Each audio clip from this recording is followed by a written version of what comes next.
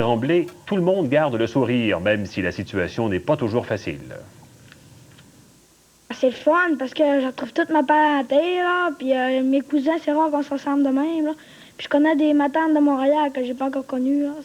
Si pour Jimmy et ses amis c'est une fête, ça l'est pas mal moins pour leurs parents. L'édifice à logement où ils habitaient à Grande-Bay est inaccessible. Alors Joanne, la mère de Jimmy, a demandé à un ami de l'héberger. Dans ces moments-là, il faut s'aider parce que si on ne s'entraide pas, c'est assez dur demain. Ce qui arrive là, ça arrive une fois dans la vie, ça t'arrive pas à tous les jours, hein? Fait que, on fait des nouveaux amis encore. Pas grave, c'est ça. Ça vous dérange pas d'être embourbé comme ça dans votre maison? Non, non. Non, on fait le ménage après, c'est pas grave, ça. C'est qu'elle a amené des amis et à peu près toute sa parenté. Toute la visite de Montréal était descendue, c'était pris ici. Ma tante qui reste déjà ici, où ce qu'eux étaient. Fait que là, ils étaient transférés à Polyvalente. Fait que là, ben, on a été les chercher. Fait qu'ils ont tout arrivé. On était à peu près 25 en fin de semaine. Vous imaginez le casse-tête pour coucher tout ce monde-là? Il y a des sacs de couchage un peu partout, des lits de fortune, et faute de commodes et de tiroirs, les vêtements sont rangés là où il reste un peu d'espace. Et n'oubliez pas que ces gens-là n'ont pas d'eau potable. Il faut aller chercher de l'eau dans la piscine des voisins, ça c'est la tâche des enfants, et ensuite la faire bouillir. Ces gens-là ne savent même pas s'ils pourront un jour réintégrer leur logement. Cette dame a plus de chance, sa maison est bien solide. Elle pensait bien pouvoir dormir chez elle ce soir, mais il y a encore trop d'eau au sous-sol.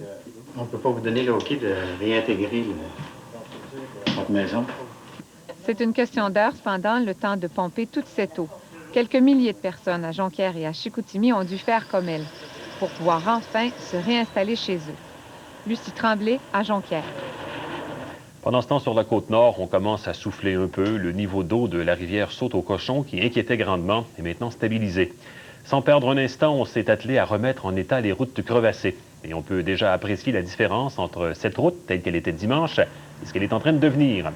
À cette île, un deuxième navire s'est amené avec une cargaison de denrées périssables. Il a ramené vers Godbout et Matane une trentaine de voitures, mais sans leur propriétaire, le bateau n'étant pas aménagé pour accueillir des passagers.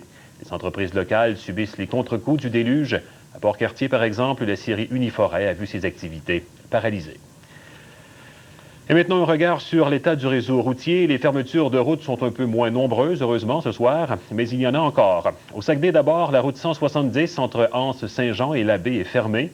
C'est le cas également pour la 381 de Labbé à Boileau et pour la 169 de la réserve faunique des Laurentides à Héberville.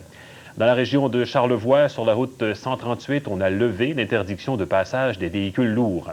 Sur la Côte-Nord, une bonne nouvelle, la 138 entre Baie-Trinité et Port-Cartier est toujours fermée, mais dès 8 heures demain matin, on ouvrira une voie pour ceux qui désirent se rendre à cette île. Les automobilistes seront escortés par la Sûreté du Québec. Un autre départ se fera à 10 heures de la Pointe-aux-Anglais à destination de Baie-Comeau. Le trafic sera de nouveau interdit à compter de midi. Ajoutons que la 385 reliant Forestville et Labrie-Ville est ouverte sur une seule voie et uniquement pour les véhicules légers.